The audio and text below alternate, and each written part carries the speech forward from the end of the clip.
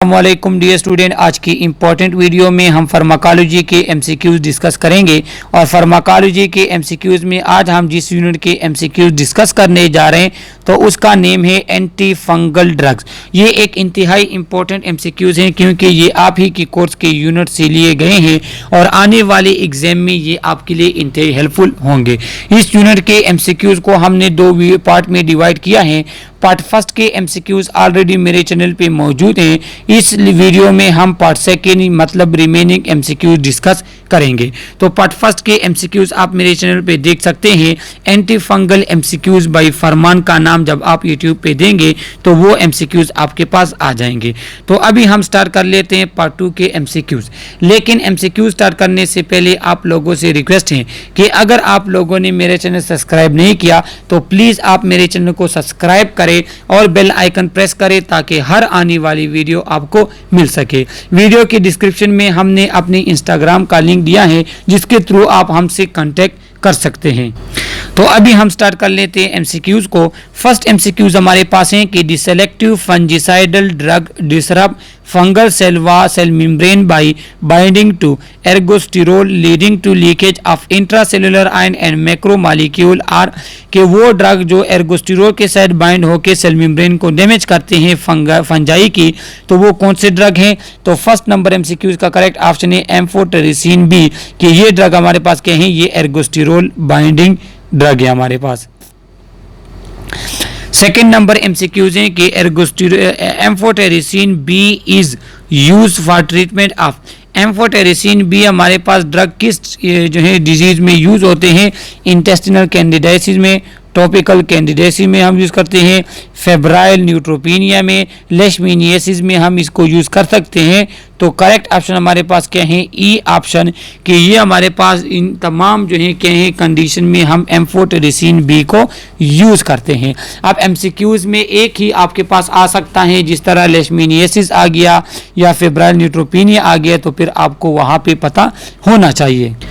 Third number MCQs हमारे पास है कि amphotericin B is packed in a lipid associated delivery system to reduce binding to human cell membrane, so it is helpful for reducing कि हमारे पास जो amphotericin B जो है वो क्या होते हैं, वो लिपिड एसोसिएटेड डिलीवरी सिस्टम में होता है और ये सिस्टम जो इसका है ये क्या करता है, ये binding of human cell membrane जो है उससे रोकता है और आपके पास नेफ्रोटॉक्सिसिटी और इन्फ्यूजन टॉक्सिसिटी आपके पास ख़त्म हो जाती हैं, कम हो जाती हैं। तो थर्ड नंबर एमसीक्यूज का करेक्ट ऑप्शन क्या है? बोथ कि ये दोनों हमारे पास क्या है, प्रिवेंट होते हैं एम्फोटेरिसिन बी से। किस वजह से? लिपिड एसोसिएटेड डिलीवरी सिस्टम की वजह से। फोर्थ नंबर एमसीक्यूज हमारे पास है कि it is a polyene macrolide similar to structure and mechanism to amphotericin B that too toxic for systematic use and use only topically कि वो ड्रग जो हमारे पास एम्फोटेरिसिन की तरह होते हैं लेकिन उसकी टॉक्सिसिटी इतनी ज़्यादा होती है कि वो सिर्फ और सिर्फ आपने क्या करना है, आपने सुपरफिशियल टॉपिक यूज़ के लिए यूज़ करना है। तो उसका करेक्ट ऑप्शन हमारे पास क्या है? C option nystatin. निस्टेटिन हमारे पास वो ड्रग है एंटी फंगल जो क्या होते हैं, जो सिर्फ और सिर्फ टॉपिकली मतलब स्किन के ऊपर आप उसको यूज़ करेंगे। फिफ्थ नंबर एमसीक्यूज हमारे पास है कि azoles that are anti fungal drug are made up of two different class of drug that include कि हमारे पास जो एजोल्स हैं जो एंटी फंगल ड्रग हैं तो इसमें कौन कौन से ड्रग्स आते हैं? A option imidazole, B option triazole, C option omeprazole. तो करेक्ट ऑप्शन हमारे पास क्या है? D both A and B कि ये दो हमारे पास ऐसे ड्रग हैं जो किस क्लास से ताल्लुक़ रखते हैं, जो एजोल्स क्लास से ताल्लुक़ रखते हैं। सिक्स नंबर एमसीक्यूज हमारे पास हैं कि clinical use of ketoconazole are ये हमारे पास क्लिनिकली किस चीज़ के लिए यूज़ होता है? ओरल एंड वेजाइनल कैंडिडियासिस के लिए, डर्मेटोफाइटोसिस के लिए, सिस्टेमेटिक माइकोसिस के लिए। और डी ऑप्शन हमारे पास ऑल ऑफ द अबव। तो करेक्ट ऑप्शन हमारे पास क्या है? डी है कि ये इन तमाम टाइप ऑफ कंडीशन में हमारे पास यूज़ होता है।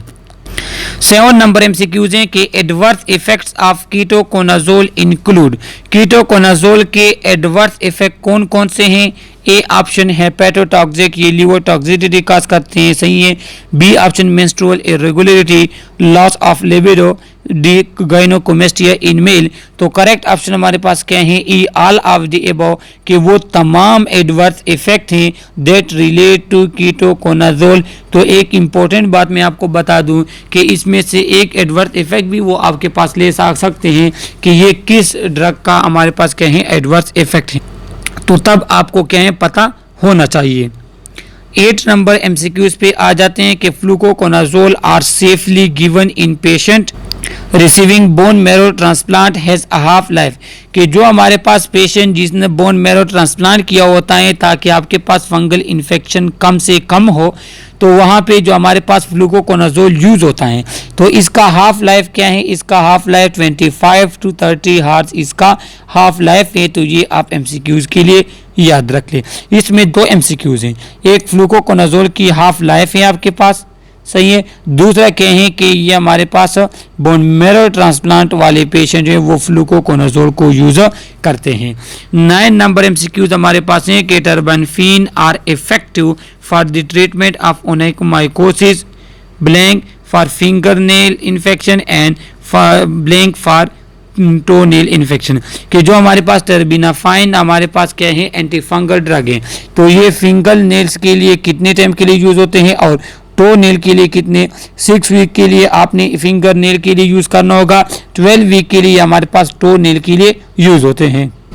तो 9th नंबर एमसीक्यूज का करेक्ट ऑप्शन क्या है, ए। इसमें से एक भी वो आपके पास ले आ सकते हैं और दोनों भी आपके पास हो सकते हैं। 10 नंबर एमसीक्यूज पे आ जाते हैं कि एडवर्स इफेक्ट ऑफ फ्लूकोकोनाजोल, फ्लूकोकोनाजोल का एडवर्स इफेक्ट क्या है, थ्रोम्बोसाइटोपेनिया है, बोन मैरो डिप्रेशन है एंड एलोपेशिया है।